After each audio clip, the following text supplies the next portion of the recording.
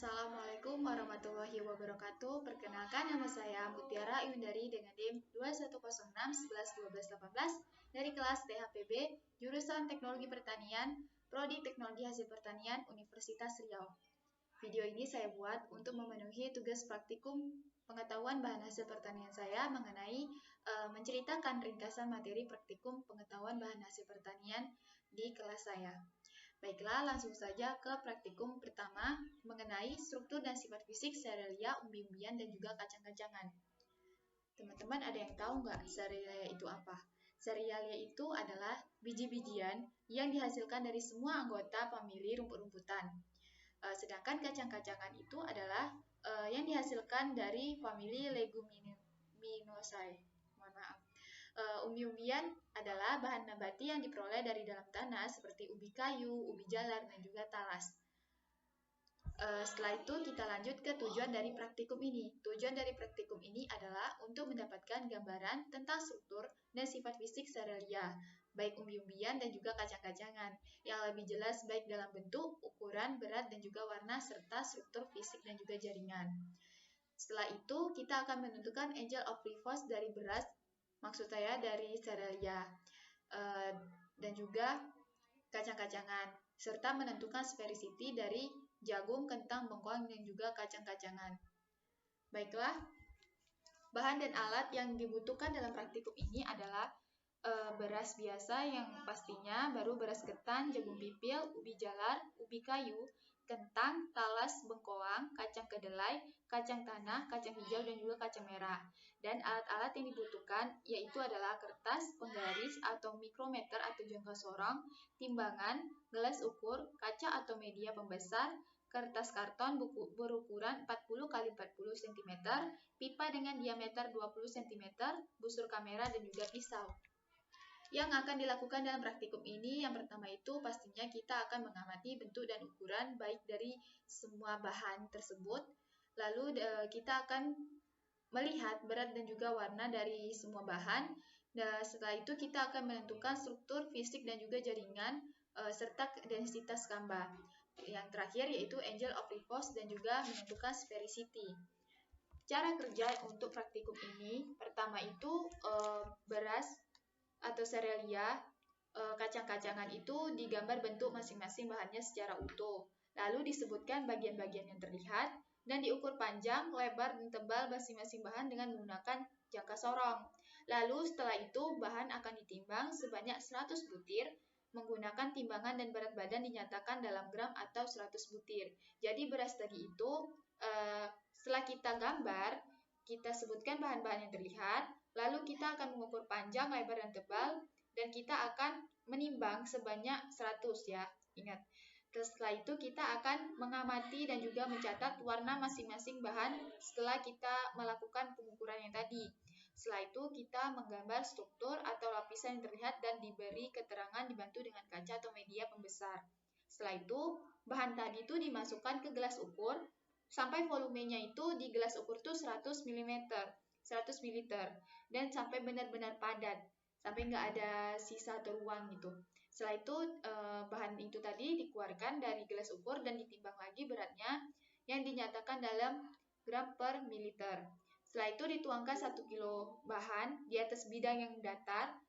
Ingat, bidang yang datar tidak ada kayak gundukan gitu, jadi kita tuh harus beneran lurus ya dalam datar, dan selanjutnya itu ukur sudut kemiringan tumpukan bahan dengan menggunakan busur. Setelah itu ditentukan perbandingan antara geometrik mean diameter dengan panjang dari buah berdasarkan dari ukuran yang telah dihitung. Setelah itu dilakukan atau diambil dokumentasi praktikum dan kita akan menentukan hasil. Itu tadi untuk cara kerja serealia dan kacang-kacangan. Selanjutnya untuk umbi-umbian. Umbi-umbian ini tadi baik bahannya yaitu ubi jalar, ubi kayu, kentang, talas, dan juga bengkoang. Ini digambar bentuknya masing-masing secara utuh juga, sama seperti cara kerja beras. Lalu kita disebutkan bagian-bagian yang terlihat, lalu diukur panjang dan diameter atau tebal masing-masing dari umbi-umbian tadi. Setelah itu kita akan menimbang masing-masing bahan menggunakan timbangan untuk mengetahui berat bahan tersebut. Lalu diamati dan dicatat warna kulit dan daging umbi masing-masing bahan. Setelah itu diamati perubahan warna yang terjadi setelah daging umbi ini dilakukan pengirisan. Lalu dipotong irisan melintang dan juga membujur dari masing-masing bahan. Setelah itu digambar struktur atau lapisan yang terlihat dan diberi keterangan dengan menggunakan kertas label. Dan setelah itu ditentukanlah perbandingan antara geometric mean diameter dengan panjang dari buah berdasarkan data ukuran yang telah dihitung. Dan jangan lupa diambil dokumentasinya. Setelah itu, setelah kita melakukan cara kerja baik dari serealia dan juga umbi-umbian, kita akan membuat tabel data atau tabel pengamatan setelah kita melakukan praktikum itu. Setelah itu kita masuk ke praktikum kedua mengenai karakteristik fisik akibat pengaruh etilen pada pematangan buah. Tujuan dari praktikum ini yaitu untuk mengetahui karakteristik fisik akibat pengaruh etilen selama pematangan buah. Yang akan dilakukan dalam praktikum ini adalah melakukan pembungkusan terhadap bahan yang sudah disiapkan dan dengan beberapa bahan disimpan dengan menggunakan kardus atau dibungkus dengan koran. Praktikum kelima yaitu mengenai karakteristik fisik telur ayam ras, ayam kampung, dan juga itik. Tujuan dari praktikum ini adalah menganalisis sifat fisik telur ayam ras, ayam kampung, dan juga itik, serta menganalisis perbedaan warna kulit telur dari ketiga telur tersebut.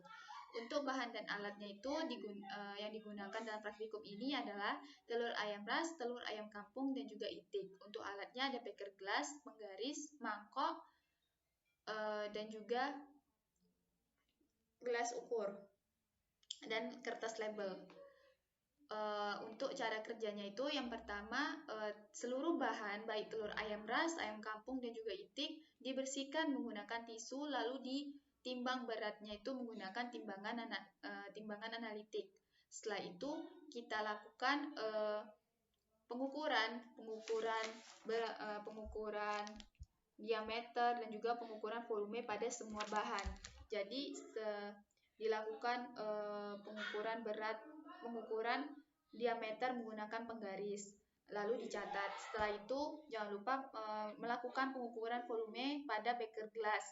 Jadi nanti telur itu tadi dimasukkan ke dalam beker gelas itu. Kalau misalnya masih mengapung, didorong menggunakan pena gitu. Setelah kita mendapatkan pengukuran diameter dan juga pengukuran volume, kita akan memecahkan semua telur tersebut. Jadi setelah dipecahkan telur ini dia dipisahkan kuning telur dan juga putih telur ke dalam mangkok. Mangkok itu jangan lupa diberi kertas label seperti kuning telur ayam kampung ras. Maksud saya seperti gini. Kuning telur ayam ras, kuning telur ayam kampung, seperti itu. Jika di mangkoknya diberi kertas label supaya tidak tercecer gitu. Setelah itu kita lakukan foto dokumentasi kuning dan juga putih telur yang sudah kita pisahkan. Lalu kita amati parameter pada telur yaitu berat diameter, volume, bentuk, dan juga ukuran dari masing-masing telur, baik dari putih telur dan juga kuning telur. Jadi setelah dipisahkan itu tadi pun kita harus menghitung berat dari kuning dan juga putih telur itu. Setelah dihitung kita melakukan pengamatan aroma dan juga pengamatan warna dari kuning dan juga putih telur tersebut. Lalu lanjut ke praktikum yang selanjutnya yaitu mengenai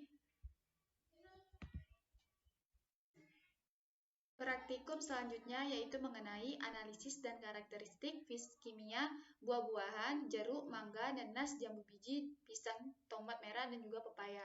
Tujuan dari praktikum ini adalah untuk menganalisis kadar air, kadar abu, dan juga pH. Untuk cara kerja analisis kadar air, bahan dan juga alat, saya belum menjelaskan bahan dan alatnya. Bahannya itu yang pertama ada jeruk, mangga, nanas, jambu biji, pisang, tomat merah, dan pepaya. Alatnya ada cawan, timbangan analitik, oven, penjepit, serbet, dan juga desikator serta kertas label. Untuk cara kerjanya, analisis kadar air jeruk, mangga, nanas, jambu biji, pisang, tomat merah, dan juga pepaya disiapkan gitu. Lalu menyiapkan cawan porselen yang sudah didinginkan di dalam desikator. Lalu setelah itu ditimbang cawan porselen yang sudah didinginkan. Lalu ditimbang bahan sebanyak 2 gram. Lalu dimasukkan kembali ke dalam desikator selama 15 menit. Nah, setelah itu dilakukan pengeringan di dalam oven selama 3 jam dengan suhu 105 derajat Celcius. Lalu dimasukkan ke dalam desikator selama 15 menit. Setelah itu dikeringkan kembali selama 2 jam sampai selisih berat pada sampel sebesar 0,02 gram dari pengeringan pertama. Setelah itu hentikan pengeringan, lalu lanjut pengukuran kadar air pada bahan. Setelah itu lanjut ke analisis kadar abu. Analisis kadar abu ini semua bahan disiapkan lalu menyiapkan cawan porselen yang sudah didinginkan di dalam desikator. Lalu ditimbang cawan porselen yang sudah didinginkan, ditimbang bahannya itu sebanyak 2-3 gram. Lalu dimasukkan ke dalam desikator selama 15 menit dan dilakukan pengabuan di dalam tanur selama 4 jam dengan suhu 600 derajat Celcius. Lalu dimasukkan ke dalam desikator selama 30 menit dan dilakukan pengukuran kadar abu pada sampel bahan sampai diperoleh abu yang berwarna putih. Lanjut untuk pengukuran pH, semua bahan ini disiapkan, lalu dikalibrasi terlebih dahulu dengan alat pH meter dengan menggunakan larutan buffer sebanyak 7,0